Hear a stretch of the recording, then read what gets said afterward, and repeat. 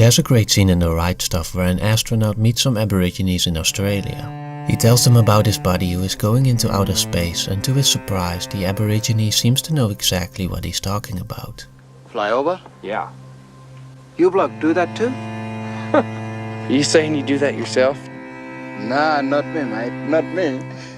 See that old bloke there? He know. He know the moon. He know the star. It's an interesting connection between old wisdom and modern technology, about which Robert Moore and Douglas Gillette comment. We often mistakenly think that we are very different from our ancient ancestors, with our great knowledge and our amazing technology, but the origins of our knowledge and technology lie in the minds of men like the old aborigine. He and all those like him in tribal and ancient societies were accessing the magician energy. The archetypal magician is one of the 4 basic building blocks of our psychology discussed in their book King, Warrior, Magician, Lover, and it is the last one in my series exploring these instinctual energies in film and television. Carol S. Pearson also wrote about the magician in her book The Hero Within and gives us the following broad definition. The archetype of the magician teaches us about creation, about our capacity to bring into being what never was there before, about claiming our roles as co-creators of the universe. To access the magician is to adventure into the world of ideas, to become a student of all kinds of hidden and secret knowledge and take part in the constant process of creation. This is often achieved through the process of initiation, in which the magician is not only a student but also a master. In Joseph Campbell's hero's journey, these are the mentors who guide the protagonist from the ordinary world into the special one where transformation takes place. You've taken your first step into a larger world.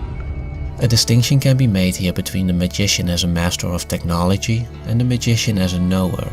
The first relates to transformation in the material world, the second to transformation in the personal psyche. This distinction is important because, as Moore and Gillette argue, ours is, we believe, the age of the magician because it is a technological age. It is an age of the magician at least in its materialistic concern with understanding and having power over nature, but in terms of non-materialistic, psychological or spiritual initiatory process, the magician energy seems to be in short supply.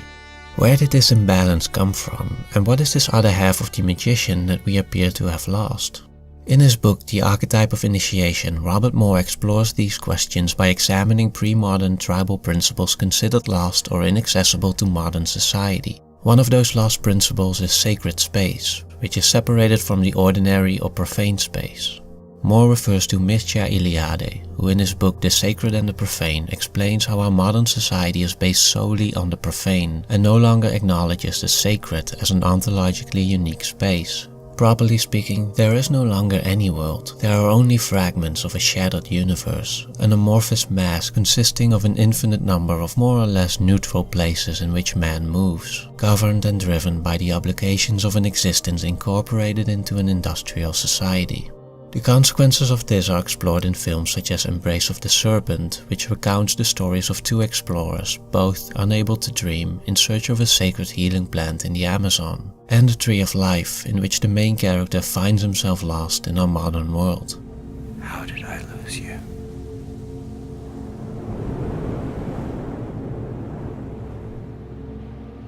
Wandered. Profane space differs from sacred space in that it has no fixed point or center from which to gain orientation. Profane space has no axis mundi, no cosmic tree or pillar leading to the heavens. This is the experience of modernity, people unable to locate a center. It should be noted that sacred space in this context doesn't necessarily have today's religious associations, but rather signifies a more Star Wars-like force that can be accessed through tears in the fabric of ordinary profane space. The consistent factor in pre-modern times was not to believe in God, but believe in some kind of regenerative power or libidinal energy that could be tapped into for personal and social regeneration.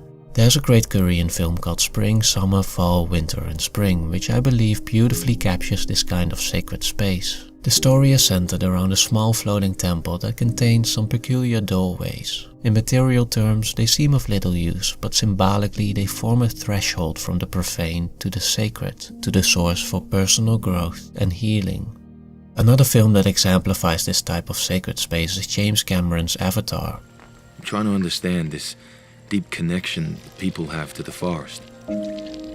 She talks about a network of energy. Avatar not only features a clearly defined sacred space, but also shows quite literally how it can be tapped into for its regenerative power. In today's society, this might all seem rather silly, but this is completely understandable, as Moore explains. Modern persons find this notion difficult to perceive because they have been so exiled from an authentically spiritual or religious understanding of human experience. Modern secularized individuals typically think that no true center really exists, and profane space becomes for them a formidable yet meaningless expanse that is fundamentally unreal. And yet, we can still find traces of sacred space in today's society, but they are mostly found on the personal level, in the places that have a special meaning for an individual and can even hold some regenerative power. Think about Lady Bird's hometown Sacramento, for example, or the well that Bruce Wayne fell into as a child. These are, as Eliade describes it, the holy places of our private universes where we receive revelations of a reality beyond the one we experience in ordinary everyday life. Again, these are but distant relics of what was once a more complete and organized experience of sacred space. Nevertheless, it's interesting to observe how they still play a role in our lives. In fact, many even actively pursue these hints of sacred space in the hope of finding direction and structure in an ever more fragmented society. Robert Moore observes how this pursuit often signifies a desire to submit, to surrender oneself to the power of the sacred. A good example of this can be found in Sunshine, in which the sun is not only a source of life in literal terms, but also symbolically, as several crew members develop a sacred connection to its overwhelming power.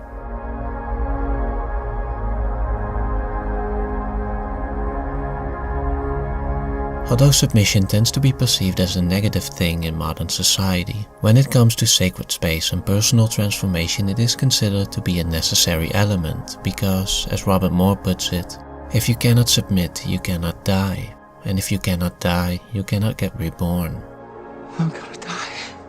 Here we can turn to Victor Turner's The Ritual Process and introduce another distinction, that between liminal and liminoid space. Both are special forms of space that temporarily break us out of our everyday lives, but whereas liminal space enables true transformation, liminoid space does not. Robert Moore adds that this is because unlike in liminoid space, the boundaries of liminal space are stewarded. Truly liminal space, truly transformative space, truly sacred space in the sense that tribal peoples used it for personal transformations, always has ritual leaders. The presence of true magicians is required to contain the powers of sacred space. Without their knowledge and guidance, people in search for transformative space will only find liminoid experiences, which at best are momentary revelations or vacations, providing some nourishment, but at their worst, they can be dangerous and harmful. This happens when people don't fully understand sacred space and are not equipped to handle its power, or when they venture off alone without the proper guidance, or when they stay in a liminal state for too long, not knowing how to get back. This is often the result of pseudo-initiations, examples of which we can find in the military, which succeeds at turning men into warriors, but often fails at bringing them home. The absence of true magicians also made us vulnerable to those who channel the archetype in a dysfunctional way. These so-called shadow magicians don't guide others, but direct them in ways they cannot see. They are not driven by a desire to help others, but instead they use their knowledge to manipulate and belittle others as to maintain their own status and superiority. For the first time in my life, I began to know really violent thoughts. As the great film Amadeus shows us, this shadow often arises from being envious of life and those who do act and share. All I ever wanted was to sing to God. He gave me that longing, and then made me mute. Their intentions can be more noble. Take The Dark Knight for example, where the Joker sees Batman's morality as arrogant and wants to expose the flaws in his logic. See, their morals, their code, it's a bad joke. Dropped at the first sign of trouble. But instead of doing so in a way that helps him, the Joker has no intention of constructive transformation. He only seeks to destroy, thereby accessing the infantile version of the shadow magician called the Trickster. This is the energy form that seeks the fall of great men, that delights in the destruction of a man of importance. But the trickster does not want to replace the man who has fallen. He does not want to take up the man's responsibilities. In fact, he doesn't want any responsibilities. He wants to do just enough to wreck things for others. So what then are the qualities of good magicians, and what function can they serve in a society without sacred space and rituals of initiation? Ultimately, the most important purpose of accessing the magician and venturing into sacred space is the deconstruction of the ego.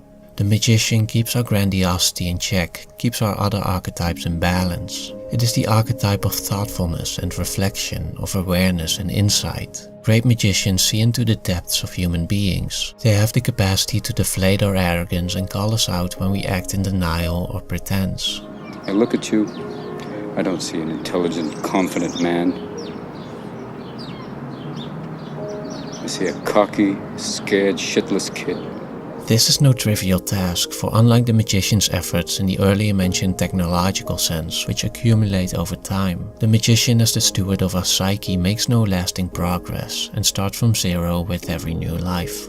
It is no coincidence that the film Spring, Summer, Fall, Winter and Spring parallels the life cycle of one man, of one ego, with the passing of the seasons. The moment spring comes again, the previous cycle has been erased from memory and the entire journey begins anew. What is needed then is a deeper focus on the seasonal cycle of the collective psyche and wise magicians who guide new initiates through it, so that they may do the same when the cycle begins again. Pearson emphasizes that magicians do not try to force social change, because they recognize that people need to take their journeys in order to be able to live in a human and peaceful world. Robert Moore too argues for the need of people of understanding who know how to control our grandiosity and reconnect us to the fabric of the universe.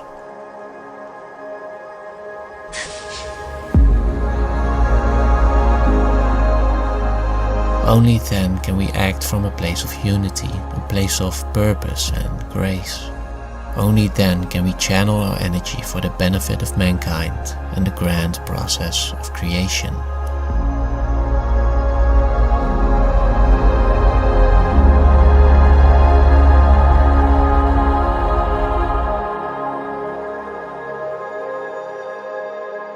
Thank you.